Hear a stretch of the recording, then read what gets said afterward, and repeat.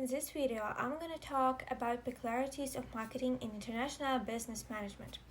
I will name several of them, but sure there exist more. And so the first one is cultural diversity and sensitivity. This one is one of the most challenging in international marketing because sure each country, each culture have their own values, beliefs, norms, behaviors, and depends on it. The owner of company should think how they can manage with it. As a good example of this principle can be rebranding of Unilever's Fair and Lovely skin lighter products, which were faced with criticisms of promoting racism and colorism, and despite the fact that company take a lot of action of response of rebranding, they still wasn't successful in it. The next one can be about language and communication. Knowing the language helps you to have a better relationship with your clients. So that's one of really important things that even helps you to maintain the previous one. So a good example of this can be a Pepsi campaign in China of Come Alive with the Pepsi generation. So when they launched that company in China, they made mistranslation and ended up that they need to quickly retranslate it in a right way, not to lose their consumers, clients because of wrong slang. The next one I'm gonna mention is about marketing segmentation and targeting.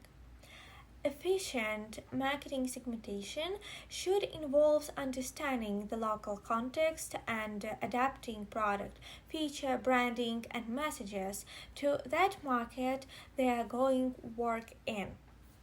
So, a good example of it can be even McDonald's and its tastes, features.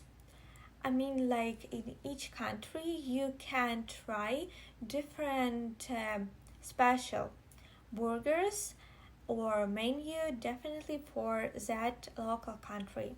A good example also, for example, about breakfast in Japan, when they added teriyaki burger to a breakfast, because for regular breakfast they had wasn't so successful as usual. Also, I should mention about brand management and adaptation. A good example is gonna be about Starbucks in China. Despite the fact that Starbucks is a good coffee company, a great coffee company, they need to adapt the interior and add tea-based beverages in their menu to maintain that, to adapt the level of their company to Chinese market. So it's not all about only that features I mentioned.